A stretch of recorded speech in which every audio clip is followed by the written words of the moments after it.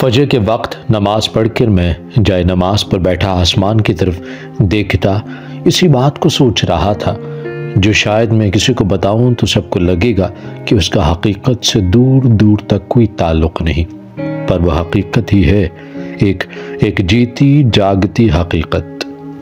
آج صبح میں ابا کے ساتھ جیسے ہی کھیت پر جانے کے لیے روانہ ہونے لگا تو اماں نے پیچھے سے آواز لگائی کہ آج دوپہر میں اپنے باپ کے ساتھ آ کر کھانا کھا کے پھر واپس چلے جانا، یوں سارا سر دن بنا کھائے پیے کھیتوں میں لگے رہتے ہو، تھوڑی دیر آرام بھی کیا کرو، یہ جوانی کا جوش ہے بیٹا، 4 دن میں کمزور پڑ جاؤ گے۔ اماں کی بات سن کر میں نے ایک پل کے لیے سوچا کہ انہیں وہ بات بتا دوں، پر پھر سوچا شام کو واپس آ کر بتاؤں گا۔ اور پھر ابا نے فخر سے میری پیٹھ پر تھپ تھپائی دی اور بولے کہ چل میرے شیر جوان، تیرے ہاتھ میں اللہ نے بڑی برکت رکھی ہے بیٹا، ورنہ اس سال جیسے ہماری فصل اگی ہے پہلے کبھی میری ساری زندگی میں ایسی نہیں ہوگی۔ اور ہم کھیتوں کی طرف بڑھنے لگے۔ گاؤں کے کشادہ راستوں پر صبح کی پھیکی دھوپ، پرندوں کی چہچہاٹ اور ساتھ میں گزرتے بھیڑ بکریوں اور گھاؤں بھینسوں کے گلے میں پہنی گھنٹیوں کی ٹن ٹن کی آواز، یہ سارا منظر بے حد حسین تھا۔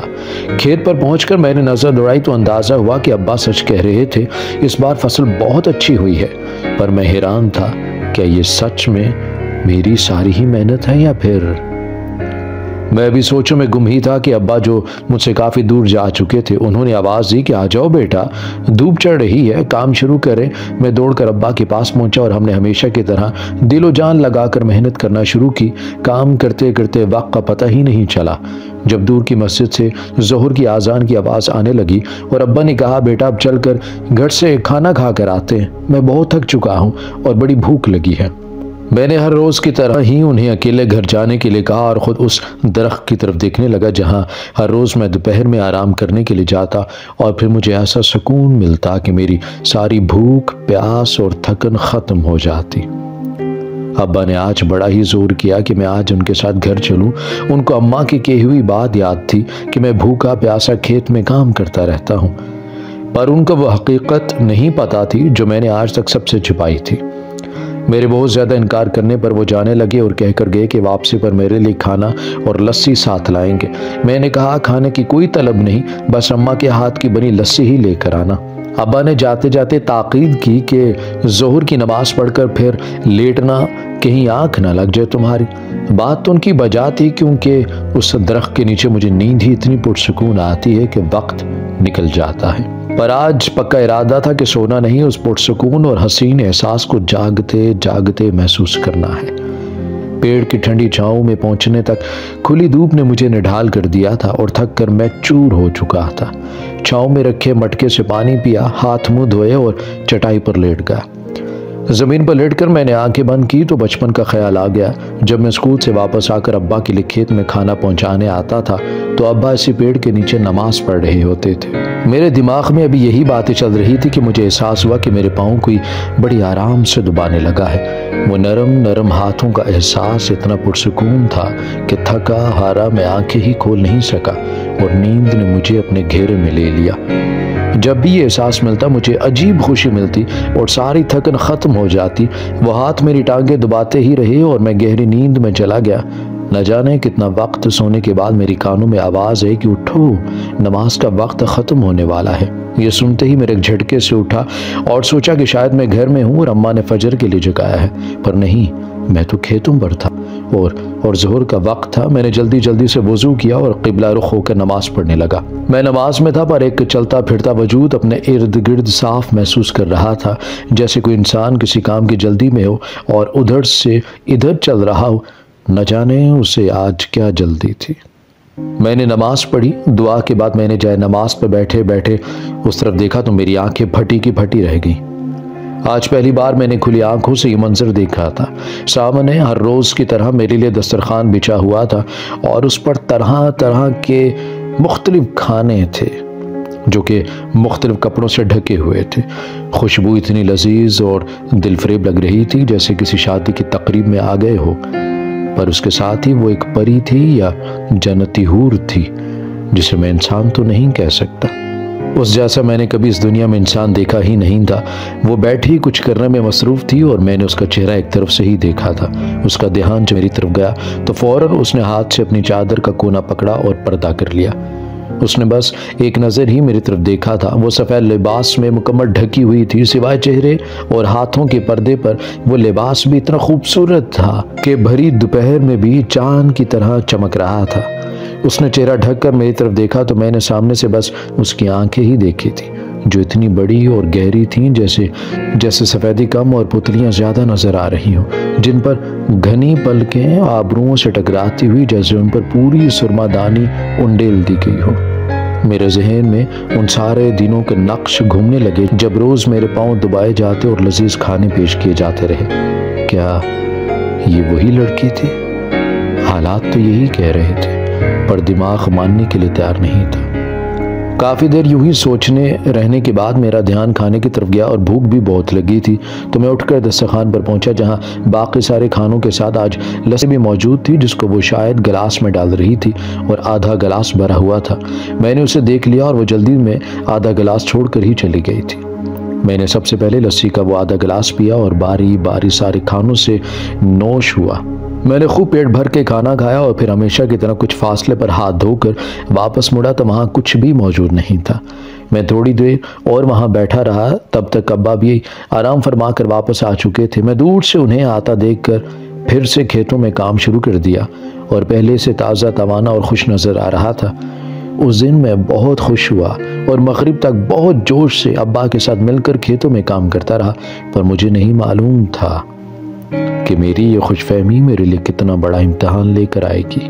وہ پری جو میں نے کھلی آنکھوں سے اپنے پاس دیکھی تھی، جو مجھ پر اتنی مہربان تھی کہ میرے کھانے پینے کے ساتھ میری خدمت بھی کر رہی تھی، پتہ نہیں کیوں اس نے مجھ سے بات نہیں کی اور چلی گئی۔ شام کو گھر واپس آ کر میں اسی کے خیالوں میں کھویا رہا اور بے صبری سے کل کا انتظار کرنے لگا۔ صبح ہوتے ہی معمول کے مطابق ہم کھیت پہنچنے پر آج میرا دل کام کرنے کو نہیں لگ رہا تھا۔ بس ابا ہی محنت کرتے رہے۔ دوپہر ہونے پر وہ گھر گئے تو میں اسی جگہ پر آ پہنچا تھا۔ ہاتھ منہ دھونے کے بعد میں کافی دیر چٹائی پر لیٹا رہا، پر اس کا کچھ اتا پتہ نہیں تھا۔ نہ تو آج میرے پاؤں دبائے گئے اور نہ ہی مجھے سکون کی نیند آئی۔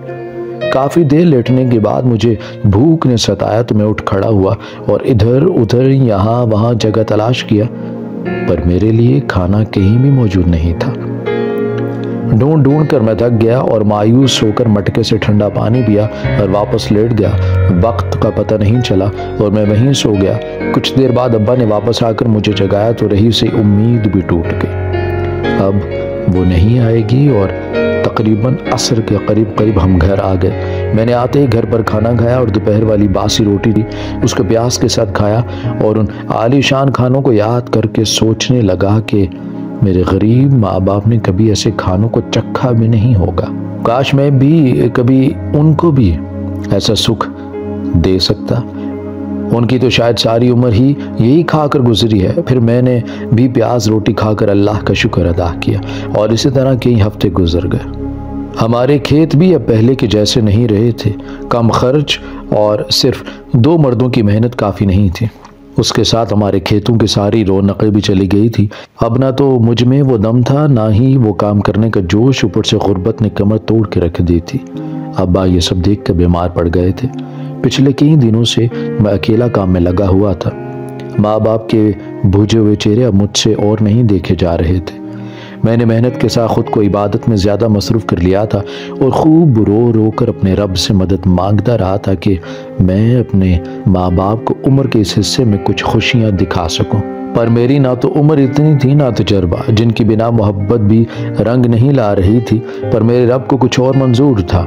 اس کو نہ جانے میری کس صدا پر رحم آ گیا اور ایک دن کئی ماہ بعد جب میں اسی پیڑ کے نیچے آرام کے لیے لیٹا تو اچانک میری نظر گھنے درخت کے بیچوں بیچ ایک شاخ پر پڑی، جہاں وہ ٹانگیں لٹکائے بڑے غور سے میری طرف دیکھ رہی تھی۔ میں نے جب دیکھا تو وہ بڑے پرسکون طریقے سے بیٹھی دیکھ رہی تھی۔ ایسا لگا کہ شاید کافی وقت سے بیٹھی ہے۔ عجیب بات یہ تھی کہ اس دفعہ میرے دیکھنے کے بعد بھی وہ بھاگی نہیں تھی، بلکہ کچھ پریشان سے تھی۔ میں نے کوئی بات نہیں کی اور چپ چاپ دیکھتا رہا۔ دیکھتے ہی دیکھتے وہ نیچے آئی اور بڑا سا دسترخوان بچھا کر اس پر بڑے بڑے تھال کھانوں سے بھرے ہوئے سجانے لگی۔ میرے لیے یہ سب نیا نہیں تھا، پہلے بھی کھانا اسی طرح ضرورت سے بہت زیادہ ملا کرتا تھا۔ میرا دل کیا کہ اس سے پوچھوں کہاں چلی گئی تھی اتنے دن پر وہ ایسے کام میں مصروف ہو گئی تھی کہ میں بس دیکھتا ہی رہا۔ اس نے میری طرف دیکھا اور دونوں ہاتھوں سے اشارے کر کے مجھے کھانے کی طرف بلایا، پر میں نے جواب دیا ہی نہیں۔ یہ سب ہمارے لیے نہیں ہے، تم نہ جانے کون سی مخلوق ہو، اور یہ سب مجھ پر حلال ہے یا حرام میں نہیں جانتا، اور میں غریب ماں باپ کا بیٹا ہوں، ان کے بغیر اتنے عیش میں اکیلا نہیں کر سکتا۔ وہ تھوڑا اور قریب آئی اور مجھ سے مخاطب ہوئی کہ ان قریب تم اپنے ماں باپ کے ساتھ ایک عالیشان محل میں رہ کر اس سے بھی بہتر کھانا کھا رہے ہوگے، انکار مت کرو اور اپنے رب کی دی ہوئی نعمتوں کا شکر ادا کرو۔ یہ ساری باتیں میری سمجھ سے بہت بڑی تھی، پھر بھی میں نے پوچھ لیا کہ یہ تم کیا کہہ رہی ہو؟ اس نے اس شرط بتانے کا وعدہ کیا کہ پہلے تم کھانا کھا لو پھر سب کچھ بتاؤں گی۔ میں نے وعدہ پورا کیا اور بے حد لذیذ کھانا جی بھر کے کھایا، اور آج اس سے اجازت لے کر میں نے کچھ چیزیں اپنے ماں باپ کے لیے بھی رکھ لیں۔ پھر وعدے کے مطابق اس نے بات شروع کی۔ سب سے پہلے اس نے پوچھا کہ تمہارا نام کیا ہے؟ میں نے کہا میرا نام عبداللہ ہے۔ اس نے کہا کہ تمہارے دادا کا نام بھی عبداللہ تھا؟ میں نے حیران ہو کر کہا ہاں۔ جس پر اس نے مجھے بتایا کہ تم جانتے ہو کہ تم اپنے خاندان میں پیدا ہونے والے چوتھے ایسے مرد ہو جس پر اس کے دادا کا نام آیا ہے، اور وہ بھی یہی نام عبداللہ۔ اس نے کہا میرا نام شہزادی مرجینہ ہے، میں جنوں کے قبیلے کے سردار کی بیٹی ہوں، میری عمر 1500 سال ہے، اور میرے پیچھے پچھلے 150 سال سے ایک بوڑھا کافر جن پڑا ہے جو جنوں کے کئی 100 قبیلوں کا اکیلا سردار ہے۔ وہ مجھے بغیر نکاح کے اپنے پاس رکھنا چاہتا ہے کیونکہ وہ کافر ہے اور میں مسلمان، اس لیے شادی کا کوئی سوال ہی پیدا نہیں ہوتا۔ میرے ساتھ میری حفاظت کے لیے قبیلے کے 11,000 جن ہمیشہ میرے ساتھ رہتے ہیں، پر جب میں اپنی عمر کے 1600 سال میں قدم رکھوں گی تو ان میں سے کوئی بھی میرے ساتھ نہیں رہے گا، کیونکہ تب میں بالغ ہو جاؤں گی اور مجھے شادی کرنی ہوگی، پر وہ ظالم کافر میری شادی کسی سے بھی نہیں ہونے دے گا۔ 150 سال پہلے جب انسان پیدل حج پر جاتے تھے تب میرے بابا کو تمہارے خاندان کے پہلے عبداللہ کے قافلے میں ملے تھے، اور میرے بابا نے انہیں بتایا تھا کہ میری بچی کو ایک کافر جن نے بڑا تنگ کیا ہوا ہے۔ تب انہوں نے میرے لیے ایک تعویذ بنا کر میرے بابا کو دیا تھا جو ہر وقت میرے گلے میں رہتا تھا، اور اس کی طاقت سے وہ کافر میرے قریب نہیں آیا۔ میرے بابا نے اس کے بدلے میں عبداللہ صاحب کو کچھ ہدیہ دینا چاہا تو انہوں نے انکار کر دیا اور کہا کہ میری نسل میں آگے چل کر جو سب سے نیک عبداللہ پیدا ہو یہ سارے انعامات اسی کو دینا۔ پر میرے بابا نے پوچھا ہم اس کو کیسے پہچانیں گے؟ پھر انہوں نے کہا کہ جو بھی میری طرح نیک ہوگا اس کو اب جنات دکھائی دیں گے، پر تم سے پہلے ہم کسی کو نہیں نظر آئے، اور آخرکار میرے بابا بھی فوت ہو گئے۔ نہ جانے کیسے وہ تعویذ میں ایک دن محل میں رکھ کر بھول گئی، جس کا فائدہ اس بدذات نے اٹھایا۔ تعویذ کی طاقت کے باعث وہ محل میں داخل تو نہ ہو سکا، پر اس نے ہمارے سارے غلاموں کے ساتھ وہ محل بند کروا دیا اور میرے بالغ ہونے کا انتظار کرنے لگا۔ جب تم پیدا ہوئے اور تمہارے ماں باپ نے تمہارا یہ نام رکھا تو میرے دل میں بھی امید جاگی اور میں تمہارے بڑے ہونے کا انتظار کرنے لگی۔ پہلی بار جب میں تمہارے سامنے آئی تھی تب تم 7 سال کے تھے، اور میں انہی کھیتوں میں بچی بن کر تمہارے ساتھ کھیلنے آئی تھی۔ تب سے بنا نظر آئی ہی میں تمہارے ہر کام میں تمہاری مدد کرتی رہی اور تمہیں اچھی سے اچھی خوراک دیتی رہی تاکہ تم بڑے ہو جاؤ اور میری مدد کر سکو۔ پھر میں اپنے بابا کے وعدے کے مطابق تمہیں وہ تحفہ بھی دے سکوں جس کے تم حقدار ہو۔ میں نے پوچھا میں تمہاری مدد کیسے کر سکتا ہوں؟ اس نے کہا کہ تم اس محل کا طلسمی تالا توڑ کر مجھے میرا تعویذ وہاں سے نکال کر لا دو تاکہ میں اس جن کی بری نیت کا نشانہ بننے سے بچ سکوں۔ میں نے اسے کہا کہ اس کے لیے مجھے اپنے بابا سے اجازت لینا ہوگی، اگر مجھے کچھ ہوگا تو وہ پریشان ہوں گے، اس لیے پہلے ہی انہیں بتانا ہوگا۔ اور پھر اگلی صبح ملنے کا کہہ کر میں گھر چلا گیا جہاں بابا کی طبیعت بہت خراب تھی اور گھر میں کچھ بھی کھانے کے لیے نہیں تھا۔ میں نے وہ کھانا نکالا اور اماں بابا کے سامنے رکھ دیا۔ پھر ان لوگوں نے حیران ہو کر پوچھا کہ ایسا کھانا میں کہاں سے لایا ہوں؟ میں نے انہیں یقین دلایا کہ آپ کے بیٹا جہاں سے بھی لائے گا کوئی وہ غلط طریقہ نہیں ہوگا، آپ کھائیں پھر میں ساری بات بتاؤں گا۔ میری طرح اماں ابا نے بھی بہت مزے سے وہ کھانا کھایا، جس کے بعد ابا کی طبیعت بھی کچھ اچھی ہو گئی اور اماں بھی کافی طاقت محسوس کرنے لگی۔ پھر میں نے ان لوگوں کو مرجینہ والی ساری بات بتائی۔ اماں تو بہت پریشان ہوئی، پر ابا نے مجھے مرجینہ کی مدد کرنے کی اجازت دے دی اور ساتھ ہی شریر جنوں اور شیطانوں سے حفاظت کے کچھ ذکر بھی سکھا دیا جنہیں میں ساری رات پڑھتا رہا اور فجر کے بعد وعدے کے مطابق مرجینہ سے ملنے کھیتوں میں اسی درخت کے پاس جا پہنچا۔ مرجینہ بھی شاید رات سے وہاں موجود تھی۔ وہ مجھے ساتھ لے کر ایک عجیب و غریب علاقے میں داخل ہوئی۔ ہم پہاڑوں، ندیوں اور جگہ جگہ بہتے چشموں کے پاس سے گزرتے ہوئے ایک ہریالی والے میدان میں پہنچے جہاں نظر کے ختم ہونے تک صرف سبزہ ہی تھا۔ اس میں دور سے ایک عالیشان محل دکھائی دیا، وہی شاید مرجینہ کا محل تھا۔ پھر مرجینہ نے کہا کہ عبداللہ اب آگے تمہیں اکیلے جانا ہوگا کیونکہ میری حد یہاں پر ختم ہوتی ہے۔ تمہیں بس اس محل کو لگا طلسمی تالا کھولنا ہے، جس کے بعد اس جادوگر جن کا سارا جادو ٹوٹ جائے گا اور میرے کروڑوں غلام باہر آ جائیں گے اور میں وہ تعویذ لے کر یہاں سے دور نیک جنوں کے قبیلے کے پاس چلی جاؤں گی اور وہاں شادی کر لوں گی۔ پھر میں اکیلے ہی آگے بڑھنے لگا۔ تھوڑی دور جاتے مجھ پر طرح طرح کے حملے ہونا شروع ہوئے، پر ان میں سے ہر بار مجھ پر بے اثر ثابت ہوا اور میرے قریب آتے ہی وہ چیزیں خود بخود جل کر راکھ ہو جاتی رہیں۔ میں محل کے قریب پہنچا تو اس کا صرف دروازہ ہی اتنا بڑا تھا جتنی ہمارے بڑے شہروں میں 10-12 منزلہ عمارتیں ہوتی ہیں۔